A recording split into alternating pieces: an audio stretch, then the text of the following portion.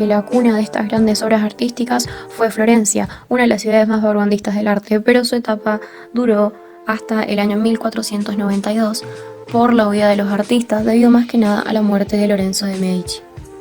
Ahora nos dirigimos a la segunda fase del movimiento renacentista y me atrevo a decir que es quizás el más importante. Por ello nos vamos a los años 1536 y nos extendemos hasta el 1541. Este tuvo su centro en Roma principalmente por la enorme influencia del papado, el cual se convertirá en un gran protector de los artistas.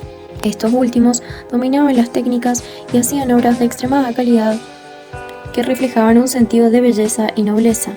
Color de rosa, pues el arte se va a ver obligado a adeudarse a las normas que el decoro impugna, circunstancias derivadas del hecho de que la mayor parte de las obras serán destinadas a la decoración de edificios religiosos. Hablamos entonces primero de la arquitectura, cuyas características principales eran el equilibrio, la austeridad y la robustez. Había un predominio de arquitectura sobre la decoración. Se empleaban en ese momento los volúmenes, buscándose el contraste y el juego mediante la conjugación de las formas y el manejo de la luz. Por otro lado, buscaban el ideal clásico. Una visión profana tenían sobre los temas religiosos. Luego está la arquitectura, que se caracterizaba por consolidar los modelos de los siglos XV. En ellos crecía el interés por lo monumental. Las grandes esculturas eran de bulto redondo, estaban dotadas de movimiento y tensión, eran esbeltas y se caracterizaba el refinamiento en las formas. Por último y no menos importante, la pintura, con un dominio de la perspectiva lineal y ambiental. Buscando el famoso tema principal, por otro lado, buscaban la belleza eterna e intemporal, mostraban en el hombre sus sentimientos y sus reacciones, utilizando ahora modelos reales. La luz va a servir para difuminar contornos y para el tratamiento de la luminosidad de los rostros. Por último, va a haber un gran interés en el movimiento. Para ir completando nuestra línea del tiempo, nos vamos a dirigir hacia el año 1525 y nos vamos a extender hasta el año 1530 aproximadamente, periodo conocido como la cuna del arte manierista. Además, cada uno de los sectores europeos va a interpretarlo y representarlo de diferentes formas, encontrando así Italia con su representación intelectual debido a la Reforma y la Contrarreforma.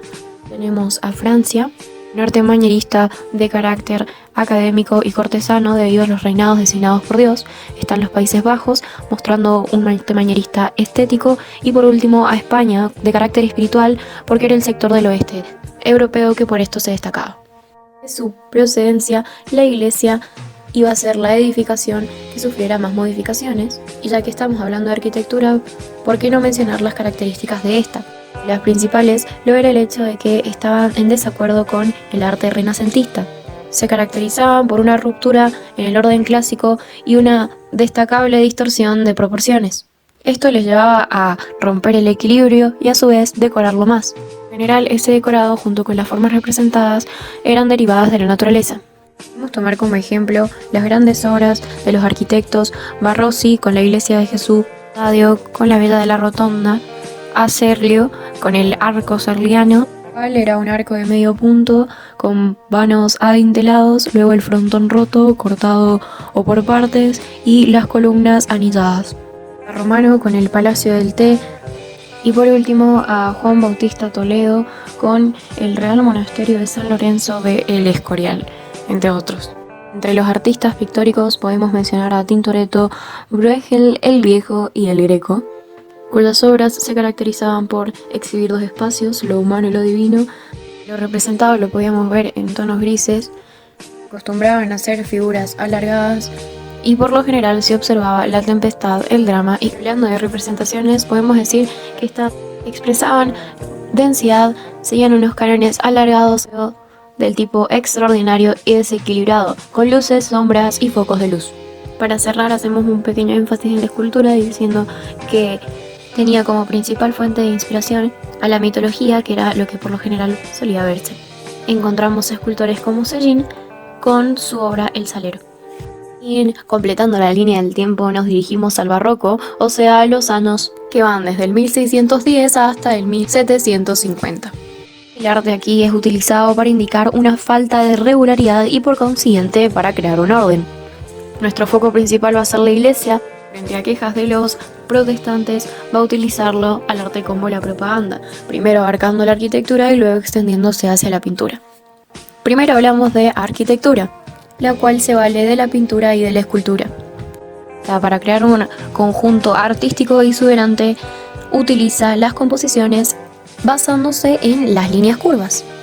Parte de la escultura va a representar una acción inminente, o sea, vamos a observar más movimiento y más expresividad en las obras artísticas que van a estar en una relación con lo helenístico griego. Y para terminar, para concluir, para cerrar este video, hablamos de la pintura barroca, que como ya dijimos estaba al servicio de la iglesia y tenía por ende un fin de persuadir al público, atraparlo, hacer que se interese en lo religioso. Podemos decir que el arte es una actividad en la que el hombre recrea con una finalidad estética un aspecto de la realidad o un sentimiento en formas bellas, valiéndose de la materia, la imagen y el sonido, algo que ha ido evolucionando con el paso del tiempo, como lo vimos en esta película. Es decir, película porque no puede ser que un corto dure más de 10 minutos. Se agradece la atención y la paciencia.